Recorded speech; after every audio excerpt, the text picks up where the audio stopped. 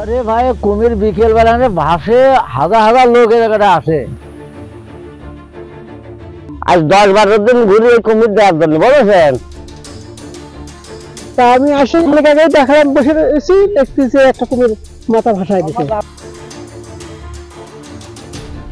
ঝিনাইদহ, রাজবাড়ী ও কুষ্টিয়ার সীমান্ত দিয়ে বয়ে যাওয়া গড়াই নদীতে একের পর এক দেখা মিলছে কুমিরের।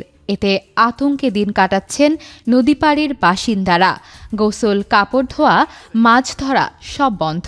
3টে কুমির জায়গাতে একটা খুব বড়, একটা মনে হয় 10 হাত 11 হাত 12 হাত বড়টা। 40 বছর আগে আমরা কুমির দেখেছিলাম কুরবানির দিন, ভাসতে ভাসতে গেছিল। আবার এই 40 বছর পর আমরা কুমির দেখতেছি।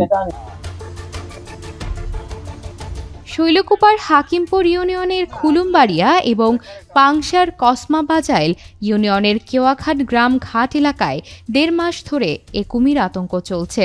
কখনো সকাল, কখনো দুপুর, আবার কখনো সন্ধ্যায় নদীর পানিতে ভেসে উঠে কুমিরের দল।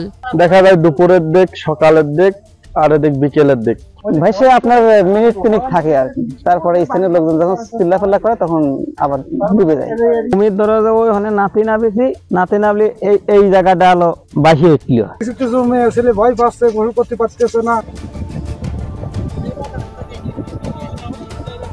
স্থানীয়দের দাবি, নদীতে পানির স্তর কমে যাওয়ায় কুমিরগুলো আরও বেশি চোখে পড়ছে। তারা চান দ্রুত প্রশাসন পদক্ষেপ নিক। আমাদের ধরেন যে কুমিরটা যদি এই জায়গাতে যদি কেউ যদি নিয়ে যেতে পারে আমাদের ভালো, যাতে লোকজন বাঁচে সেই ব্যবস্থা নিতে হবে। গড়াই নদী পাড়ে লক্ষাধিক মানুষের বসবাস।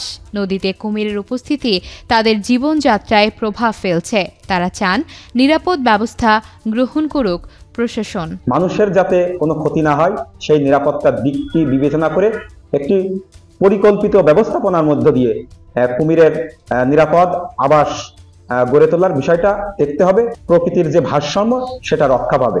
প্রয়োজনীয় ব্যবস্থা বলতে আসলে কুমির তো আর ওখান থেকে সরিয়ে দেওয়ার তো সুযোগ নাই, তবে লোকজনকে এটা সচেতন করা হচ্ছে কেউ যাতে গভীর পানিতে না যায় এবং যাতে আপাতত কিছুদিন, যতদিন কুমির দেখা যায় সেই সময়টুকু যাতে তারা নদীতে না নামে।